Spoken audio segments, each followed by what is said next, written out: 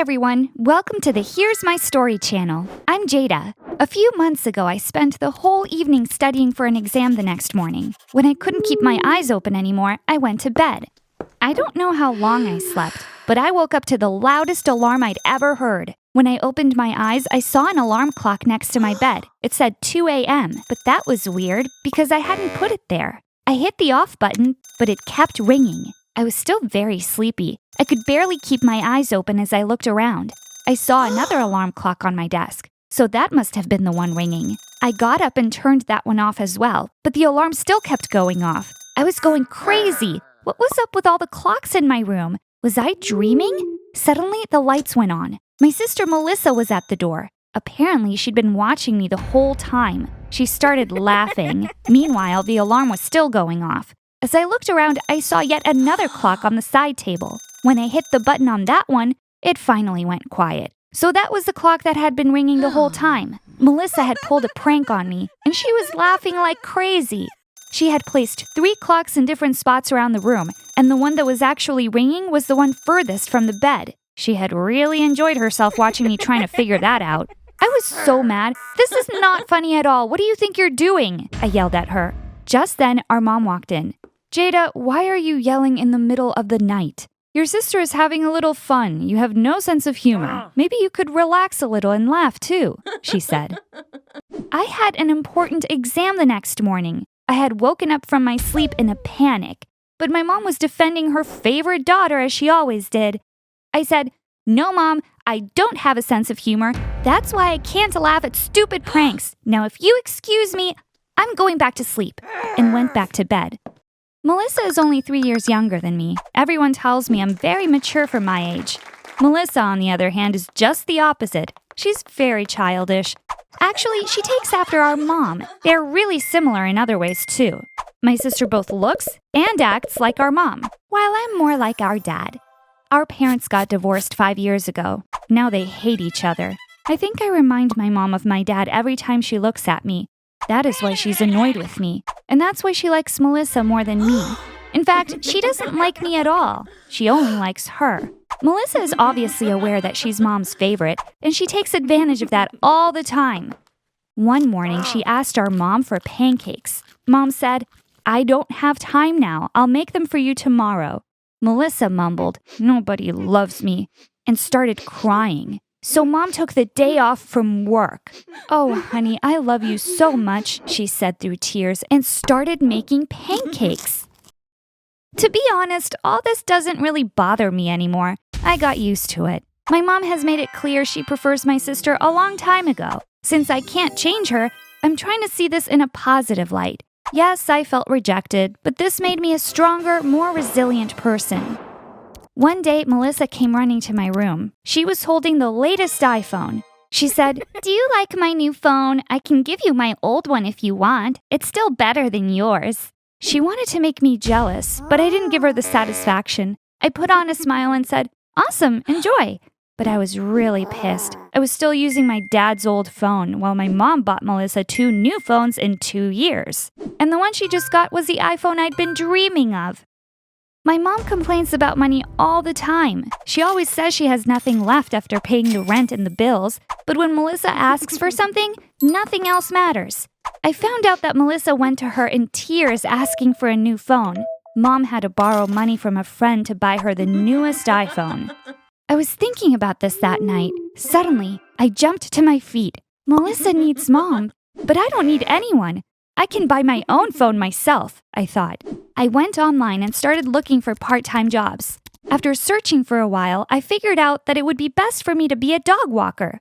It was fairly easy. You pick up the dog, you walk it, and then you drop it off. The dog's owner would pay you for the time you spent with the dog. I love dogs very much. This is a great gig. I'll make money and have fun, too, I said to myself as I wrote down the phone numbers from the ads. I started calling next day after school. The first person I called had already found a dog walker. I called the next number and a woman answered. I told her I was calling about the ad. She told me to come over. I went to the address, which turned out to be an optical store. The woman I had talked to met me at the door with her dog. She gave me a frisbee and said, "Honey, please wear this monster out. He needs to release all his energy. He's been following me around all day." The dog's name was Max, and he couldn't sit still. There was a park nearby. It was clear that Max loved the frisbee. He couldn't keep his eyes off it. I threw it to him. He jumped really high and caught it. Then he brought it to me. I noticed something while playing with Max. He was only able to catch the frisbee about half the time. I thought he should be able to catch it more often. Even though he jumped really high every time, for some reason he was missing a lot of my throws. I started watching him closely as I was throwing him the frisbee. Again, he missed it a few times, but I'd figured out why. He had to squint because of the sun. He couldn't catch the frisbee because he couldn't see it well. The name of Max's human was Zoe. As I was dropping Max off, I told her about what I saw at the park. "You own an optical store. If you can find a pair of sunglasses for Max, we can try them on him tomorrow. That way the sun won't bother him and he'll catch the frisbee every time," I said. Zoe smiled. "Sunglasses for a dog? I don't think Max will like that very much, but I'll try to find something," she said. The next day, when I came to pick up Max, he was wearing sunglasses. Zoe said, "What do you think? These are actually for kids, but they fit Max perfectly." I secured them to the back of his head with an elastic band. Max looked kind of funny, but I was sure this would work. I took him to the park. Thanks to the sunglasses, the sun didn't bother him anymore. He caught the frisbee every time. More importantly, he was so much happier than the day before. I took some videos of him. I showed them to Zoe as I was dropping him off. She was really surprised. "Those sunglasses don't bother him at all. He seems really happy," she said. That night at dinner, I told my mom about it. She said, "Jada, this is the most ridiculous idea I've ever heard in my life. If that poor dog could talk, he'd tell you it was stupid," and laughed. Melissa laughed at me as well. I was really upset. I said, "Sorry, my fault. Why would I ever tell you anything?" and got up from the dinner table. After school, when I went to pick up Max again, Zoe said, "Jada, can you come in for a minute? There's something important I want to talk to you about."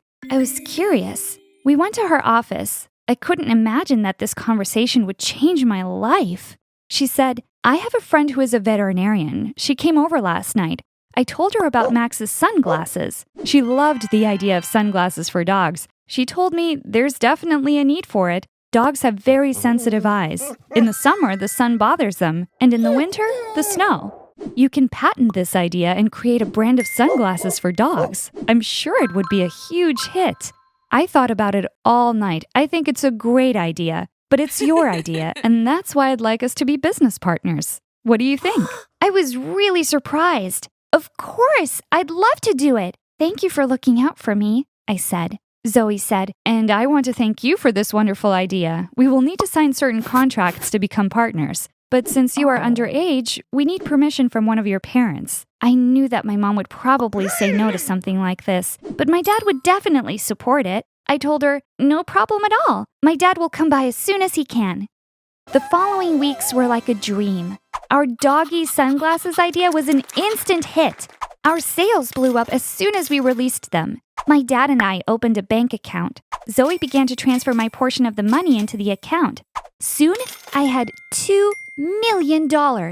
My mom had no idea what was going on. It's time to tell her, I thought.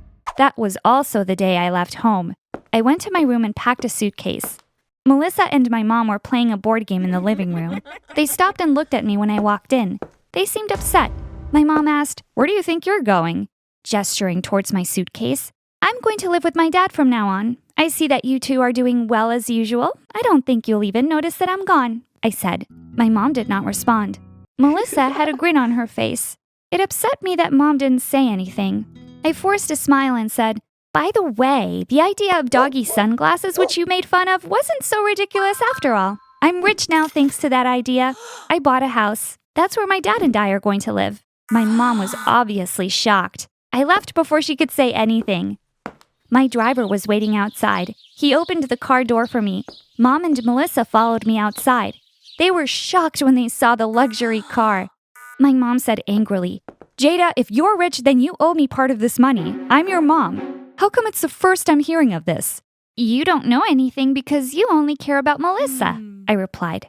My mom changed her strategy after that, saying, Jada, my love, why are you talking like this? Both of you are my daughters. I might have paid a little more attention to Melissa because she's younger, but you are my daughter too. I knew my mom was only saying this because she wanted my money. We both knew that Melissa was and would always be her favorite. I hopped into the car. The driver closed the door. I could no longer hold back my feelings. Tears started pouring down my face. My mom couldn't love me simply because I was her daughter. She needed a reason to love me, and it hurt me deeply to know that the only reason she could love me was money.